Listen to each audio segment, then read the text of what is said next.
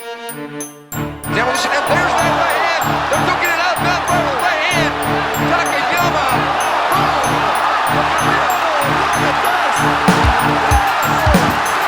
Green trunks for the southpaw, the notorious Conor McGregor. Black trunks for the champion, Jose Aldo Jr. Conor relaxed, smiling. Oh!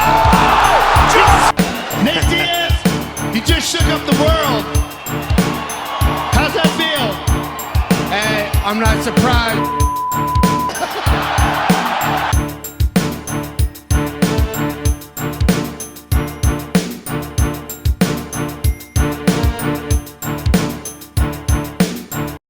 What is going on? Thank you for joining me for another episode of Chingasos Combat Crew. Hope your week is starting off on a wonderful start. If not, I got you guys for the next 30 minutes or so. Combat news for the week. Let's start talking Chingasos, y'all. We've just had a hell of a fight weekend. The last pay-per-view of the year, 2024, quickly coming to a wrap, but not before people are crashing and burning, including the man on the screen. By the way, thank you for listening. Thank you for watching. If you're listening, head over to our YouTube page at Chingasos Crew, where you can check out the videos as well as the visuals that go along with this wonderful, wonderful show.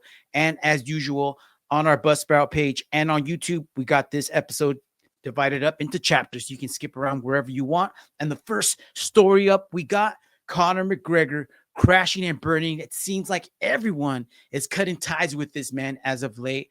Don't want to put the man down any further than he already is, other than let you guys know Proper 12 has cut ties with him, as well as his alleged drug dealer. I may be a drug dealer, but I've got standards and morals. Explain cocaine dealer Stuart Chewy Darnard. Times are tough for Conor, but stay true, Conor. Just kidding. I don't care what happens to you, bro. You're a piece of crap. All right. Next up, got Turkish Ala Sheikh and Dana White news. Rumor has it that Turkey wants to see Jon Jones and Francis Ngannou throw down. So we might be throwing gigantic bags of cash at the UFC to make this happen. But whether or not this is a rumor or not, Uncle Dana already responded, and he said, absolutely not true. John versus Tom. Does that mean that this is going to happen first? Does that mean that we're actually going to get to see the GOAT claim his throne finally and give us the fight that we all have been itching to see, man? That's what I'm talking about. Let's make it happen, Uncle Dana. 2025. All right. Speaking of 2025, I know this man's fight has already been announced, but before it was, Merab Davishvili up to his old hijinks on the Twitter sphere and came up with this cool little promo back into the classroom to drop hard truths, lessons from my victories, and who's worthy of facing me next. If you don't know, now you know. Got questions? I've got answers. Merab the Machine. Hello everyone, Professor Dualishvili is back to teach you another important lesson. So we have Merab. Wow, what a handsome guy, the current champion. He has 11 fight win streak and has beat 4 ranked and still active former UFC champion. Jose Aldo, Petr Yan, Henry Cejudo, and Sean O'Malley. Then we have former champion Petr Yan, who has beat top ranked opponents. Davison Figueiredo, Song Gidong, I can even give him Sean O'Malley, Ori Sanhagan, and King of Rio, Jose Aldo. Last and certainly least, we have Umar. And he has beat who? Corey. Who? And who? Sanhagan. No one but gifted Sanhagan. Bruh. Not really gifted, bro. Also, reminder guys, I was backup fighter for O'Malley versus Vera. And when UFC asked Umar to be backup fighter for me and O'Malley, he said no. I mean, this guy wants title shot. Man, so Merab's been keeping receipts. So looking at the bantamweight top 5, we got Figgy, who just lost 2 weeks ago to Petr Yan. Corey Sanhagan, who lost to Umar. Petr Yan, who just won. Umar, who's waiting to see what happens, and then Sean O'Malley, who already lost. So I don't even know why he's the number 1 ranked contender. But the UFC went ahead and made a decision because the entire UFC 3 card has just been leaked, and check this shit out. UFC is cooking a good one right out the gates of 2025. Let's start with a banger on the early prelims. Rinya Nakamura taking on Muin Gaffarov. Ooh, let's look at the prelims. Our boy Peyton Talbot taking on Rouhani Barcelos. That should be a good one. Johnny Walker taking on Bogdan Guskov. Someone's going to go to sleep. And the prelim main event, Grant Dawson, Carlos Pereira. That's going to be guaranteed banger. And then check out this main card going down at the Intuit Zone Dome in LA, I believe, or I think somewhere in the LA area. Anyways, Kevin Holland, RDR making a quick turnaround back into the octagon. Jalton Almeida, Sergey Spivak. That should be fun and should create a possible contender in the heavyweight division. And then our boy Jamahal Sweet Dreams Hill taking on Yuri Prochaska. And then co-main event, 5-round banger, Merab Davishvili, Umar Nurmagomedov, and the main event, they are officially running this one back. Islam Makhachev taking on Armando Tsarukyan. Me and the boys are pumped for this one.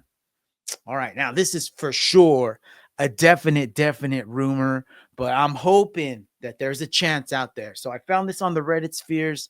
Turki Al-Sheikh offers Mike Tyson $700 million if he agrees to fight Jake Paul in a real boxing match and wins by a 3-minute KO in the rematch. That's being reported by FTTV Boxing. So I'm sure it's a crock of crap, but wouldn't it be awesome if he could even take $700 to make this happen?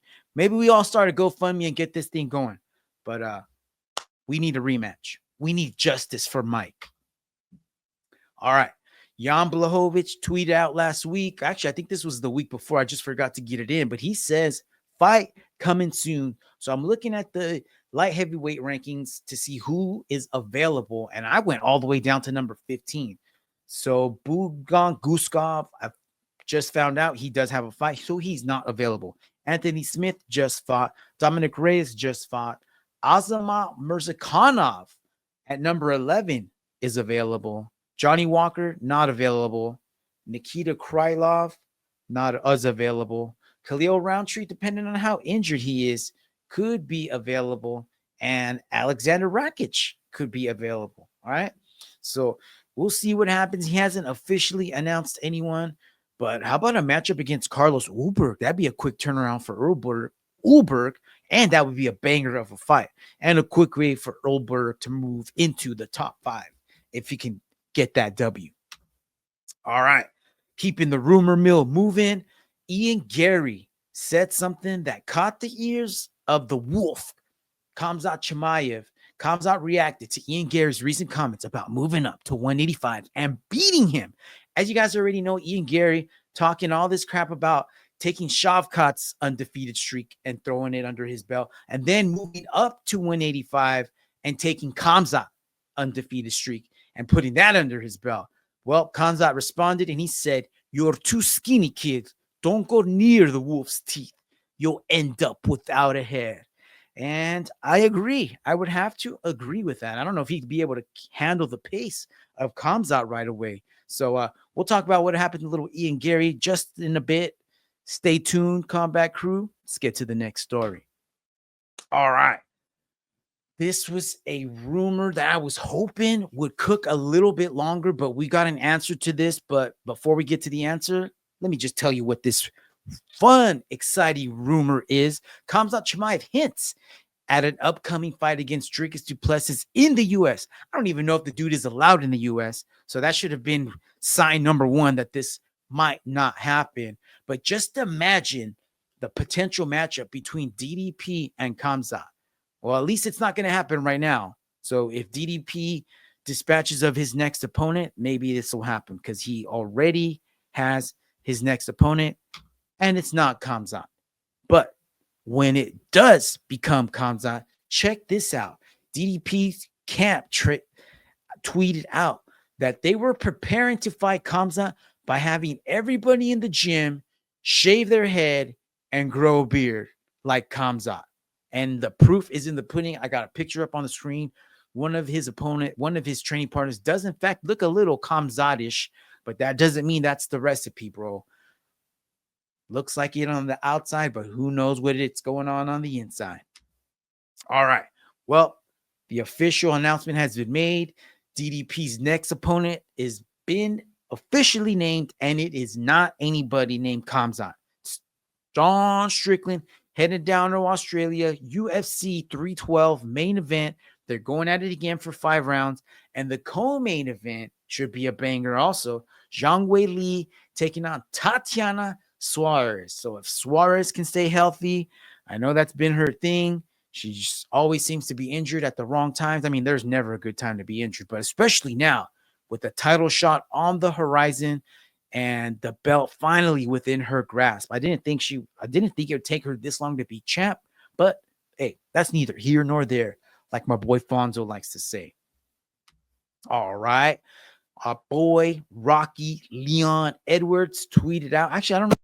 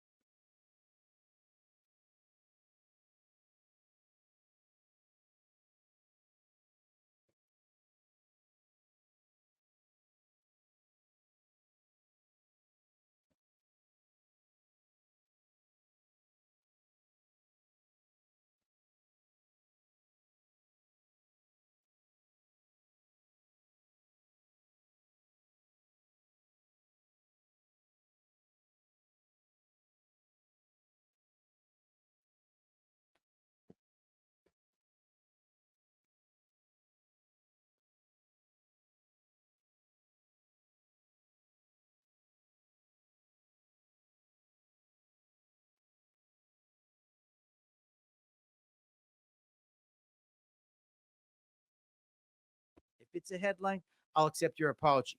I said you were a bit of a sore loser because you were a true competitor. And then went on to explain how if that energy is channeled correctly, it can be truly beneficial to a fighter's mindset. It was not, I was being nice, not talking shit, didn't have you down as an easily offended type.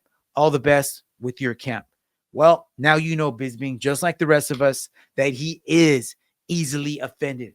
Because last week or a couple weeks ago, Alex Poulton, who already smoked this dude, tweeted out or made a statement that said, if Jamahal can dispatch of Yuri, then he'll get the next shot. Unfortunately, he didn't quite put it like that. To quote Alex Pereira, he said, "Calm down, my son. Pass this test and dad will give you a second chance." Jamahal Hill did not take too kindly to those words. And lo and behold, guess who ran into each other at the PI Center late this last week? If you did not see this, I'm going to show you right now. Check this out. And this is weird because Jamahal instigates the whole thing. And Alex is like, all right, let's end it right here. There's only one way to settle this. So check this out. This is Jamahal Hill approaching Alex in the middle of his training session. And he starts off by saying, "We ain't on Twitter now." Not on Twitter now.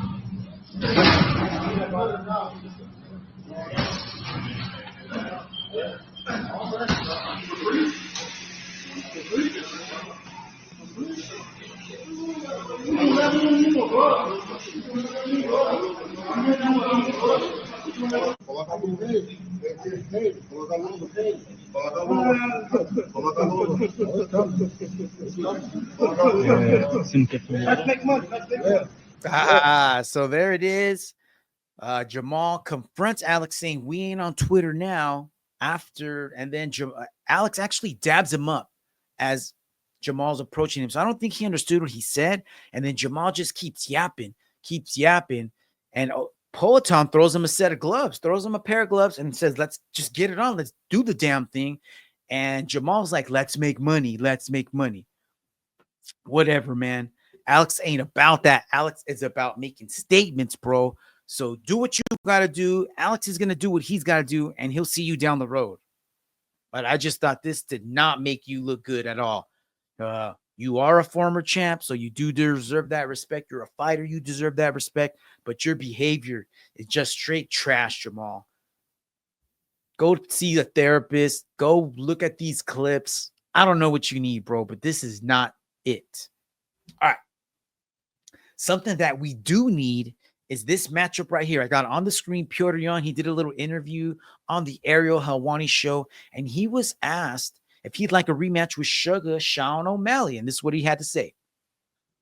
If this is going to happen, I would lean towards the rematch with Sean O'Malley, but I don't know what's going on with him. He's out for 9-12 months, so maybe he got pregnant. Oh, geez. Pregnant? What do you mean? За беременел, что ты имеешь в виду? What the fuck? Ну, понимаете, как понимаете. Understand as you wish. Okay, fair enough. Oh, so there you have it. Shots fired. Petr Yan definitely wants to run it back with SUGA Sean. And he says he don't know where he's at. He's heard he's been out. He's going to be out for 9 months. Maybe he's prego. It is 2024. Weird things have happened.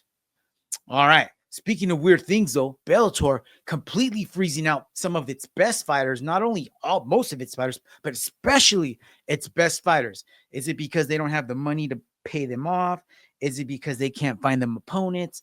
I don't know, but Patchy Mix is one of them, and he's probably the best, if not one of the best fighters they have on the roster, and he is demanding that they let him go.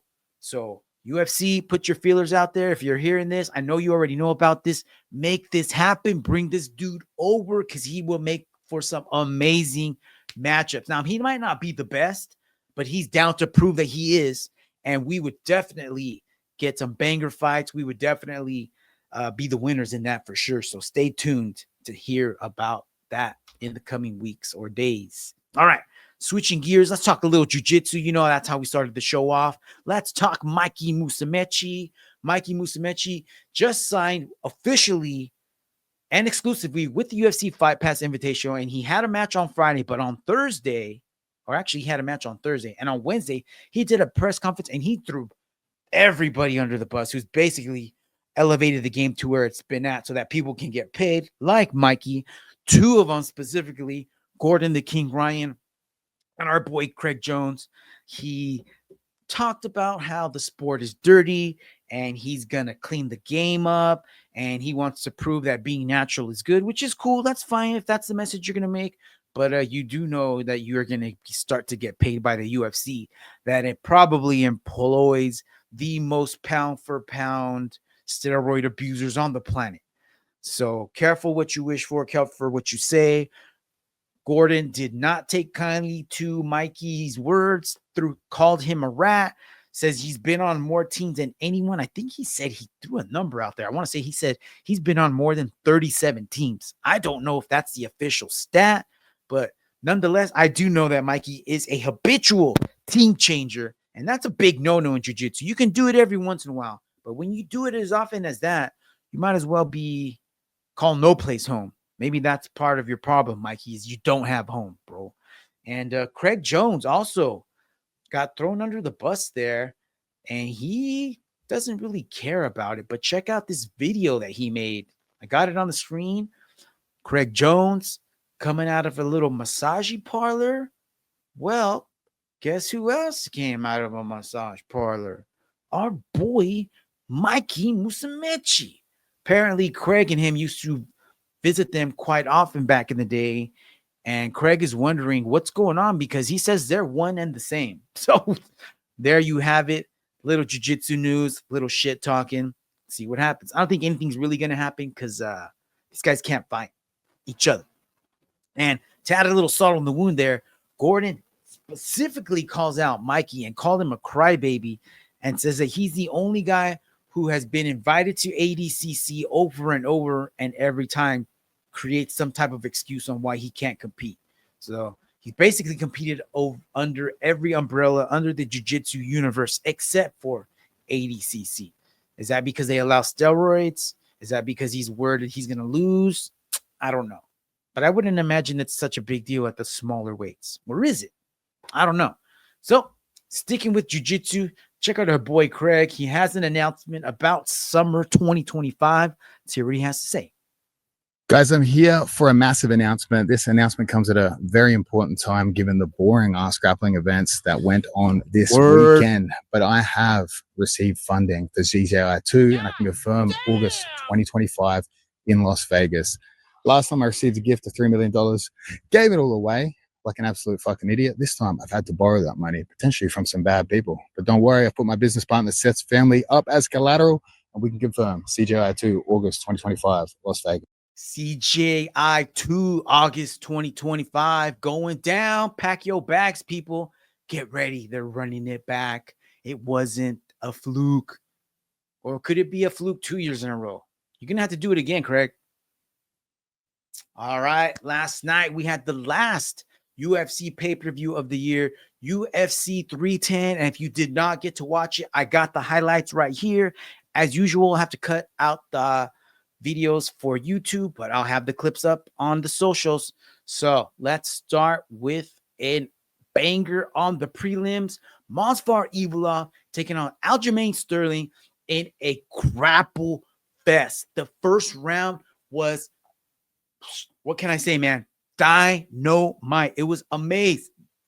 I did not think that I could see somebody push the pace like this on Aljo and make him look like a white belt, a blue belt, but he did. Movsar is that dude on the ground, and he looked amazing in the first round. I don't know if it was an adrenaline dump, but he definitely went through the first round at a higher pace, at a higher level, and definitely started to slow down. I know I was talking with a Cali firefighter out there during the fight, and I was like, dude, this is the guy. If he can keep this pace, this is trouble for Ilya. What did you guys think? You guys think that if he could keep that pace up for 5 rounds, or for as long as it takes to get Ilya out there, could Ilya withstand this? I mean, he's definitely got holes in the game in his stand-up, because Aljo was definitely clipping him. I thought that's where he was having more of his greater successes. I don't know why he didn't try to keep it standing a little bit more, but at the end of the day, it is what it is. Movsar scores a unanimous decision, gets it all around 29-28 by all 3 judges. Only round that Aljo won was the first round, and that was because it came to an end because Movsar was coming back. So yeah, Aljo wins round 1 and it goes on to lose rounds 2 and 3, and he just looked like he had no answer. He looked confused, he looked worried, and Movsar was picking him apart basically on the ground. So we'll see what happens next. Who's going to get the next title shot against Ilya? Is it going to be Diego Lopes? Is it going to be Movsar? Is Movsar and Diego Lopes going to run it back? Who knows? Ilya's in the driver's seat for now, but it looks like we got 2 possible number 1 contenders at the 145 division. All right, moving on to the main card. The main card opened up with a banger of a fight. I told you guys last week that this was going to be a hell of a match, and boy, oh boy, was it not. Nate the Train Landwehr taking on the Korean Superboy, Do Ho Choi, and yeah, the Homer Simpson game just not going to work against Do Ho Choi. Do Ho Choi was picking Nate apart on the feet, landing a nice jab and following it up with a sick uppercut over and over, turned Nate into a wrestler. And by the end of the 3rd round, Nate was starting to slow down. And here on the screen, Do Ho Choi gets the takedown, gets the train in a crucifix, and then proceeds to rain down elbows from hell.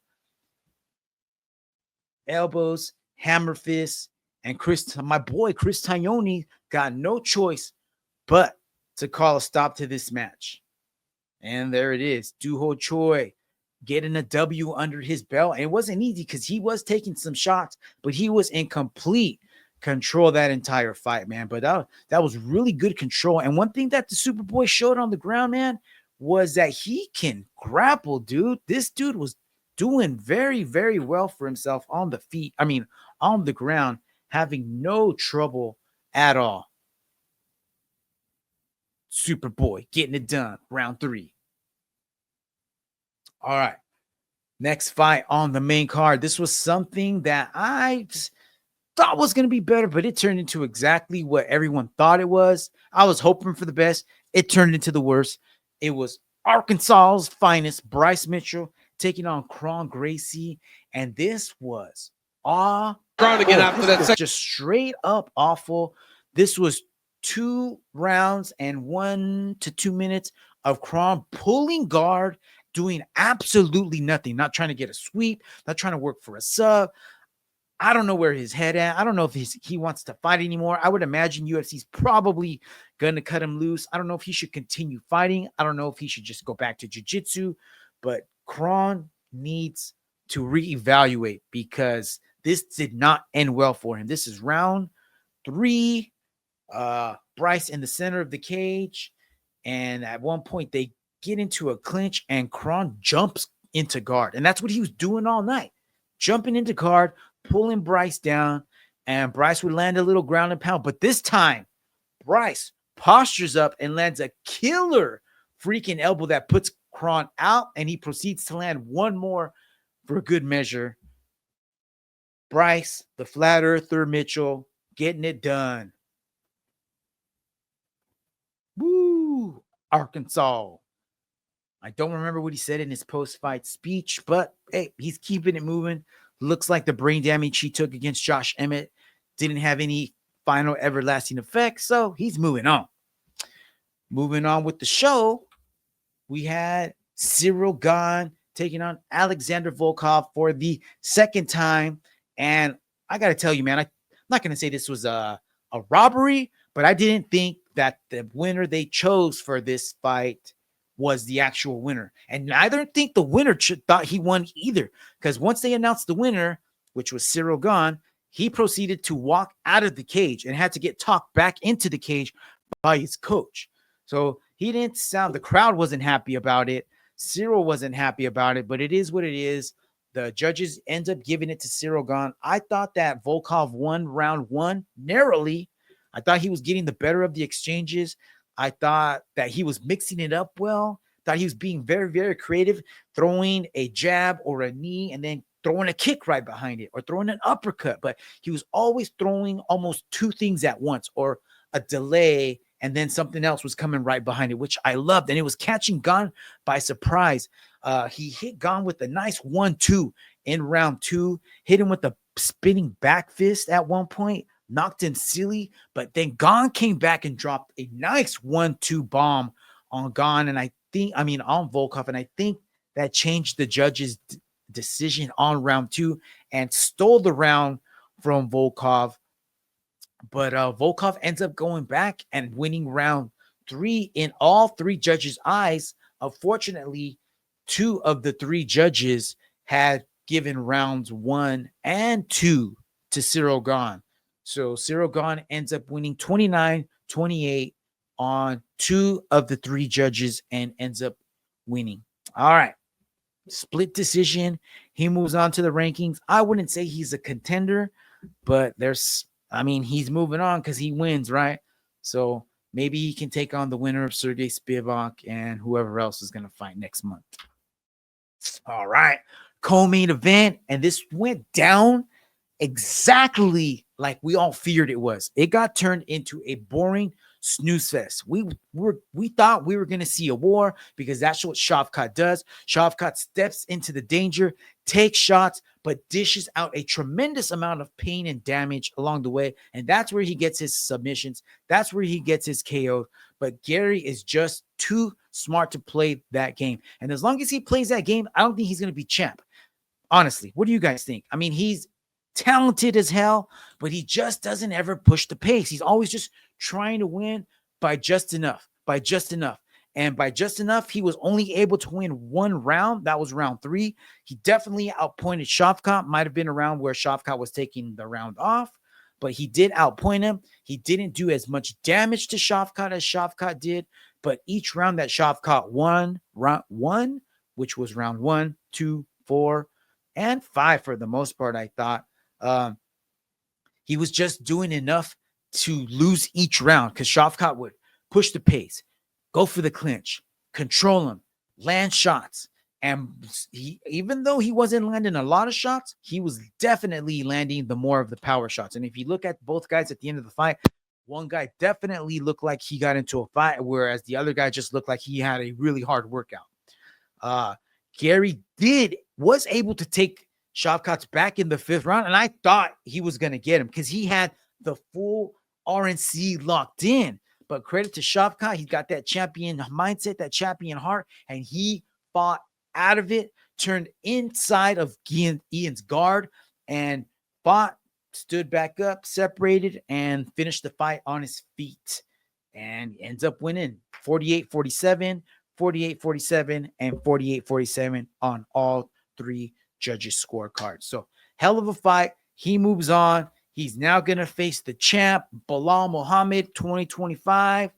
And I don't know if Shavkat's injured, but if this is the Shavkat that shows up and the Belal that fought Leon shows up, I'm taking Belal all day.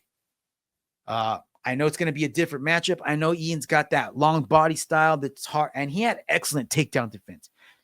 Shavkat did everything he could to try to take him down, and to credit Ian, man, he just made it hard. But when Shavkat did get him down, man, he made him pay. Definitely made him pay. And Ian kept it on the feet for as long as he could, but he was just not enough, man. Not enough in the arsenal to fend off Shavkat. So we'll see when Belal's ready. You guys know he had that surgery. He was supposed to be fighting this past weekend. So maybe summertime, maybe late Q1. We'll see. And then the main event of the night, Alexander Pantoja taking on UFC newcomer, rising champion, 2-time rising champion, Kai Asakura. And this was done. Alexandre Pantoja buzzsawed him in the first round. You could definitely see there was a size difference. Kai landing power shots when he landed, but Pantoja was outstriking him. Thought that Kai thought maybe he could get the better of him later on in the rounds, but Pantoja was not leaving anything up to chance. I thought that if Kai could survive rounds 1 and 2, but land enough shots to start slowing Pantoja down even more, we were probably going to see like a Pantoja Brandon Moreno style fight, where once we got into rounds 3, rounds 4, rounds 5, Pantoja would definitely start slowing down, and that's where Kai could have used his speed and power and size to turn the fight around and either get a finish or win a split decision or something. But boy, was I wrong. Round 2, Pantoja gets Kai down. He gets him in a rear naked, and he actually, to credit Kai, he fights one of them off. Pantoja gets him in, and then he gets out of it. But damn, Pantoja's the champ for a reason, and he gets it in right here. Kai tries to fight it off.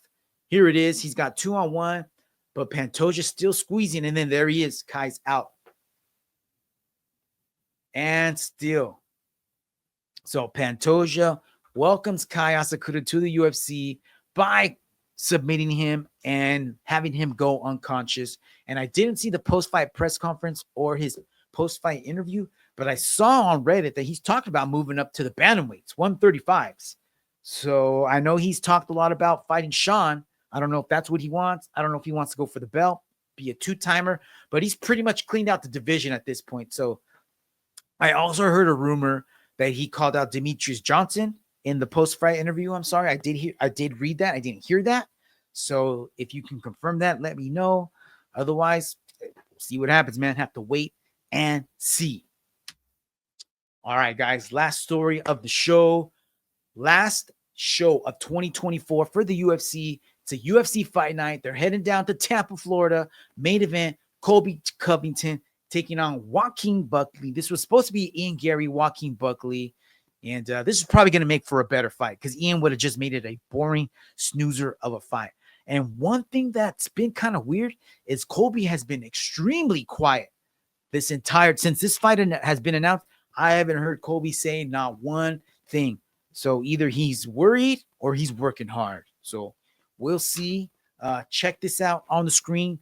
Bangers you need to watch on the main event from top to bottom. This thing is loaded. Check that out. Adrian Yanez, Daniel Marcos, let's go. Vitor Petrino, Dustin Jacoby. Someone's going to go to sleep. Manel Kape, Bruno Silva. If Manel can make weight, that's going to be a hell of a fight and could potentially be fight of the night. And then co-main could also be fight of the night. Cub Swanson, old veterano there, taking on Billy Quarantillo. I believe this is in Quarantillo's hometown, his old backyard. So he's going to be fighting with the chip on his shoulder. And then the main event, we already talked about it. Colby Chaos Covington taking on Joaquin Numanza Buckley. All right, y'all. That is a wrap. That is all I got for you. Have a fantastic week. I'll have UFC final show of the year next week with highlights as well as MMA news for the week. Have a kick-ass week, y'all. I'll catch you next week. Chingasos Crew out. Peace.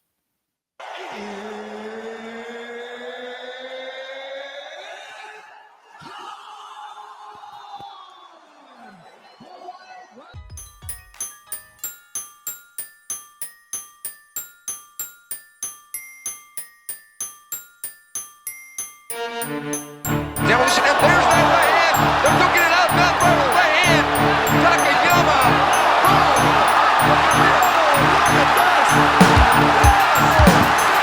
Green trunks for the southpaw, the notorious Conor McGregor. Black trunks for the champion, Jose Aldo Jr. Conor relaxed, smiling. Oh! Nate Diaz, he just shook up the world. How's that feel? Hey, I'm not surprised.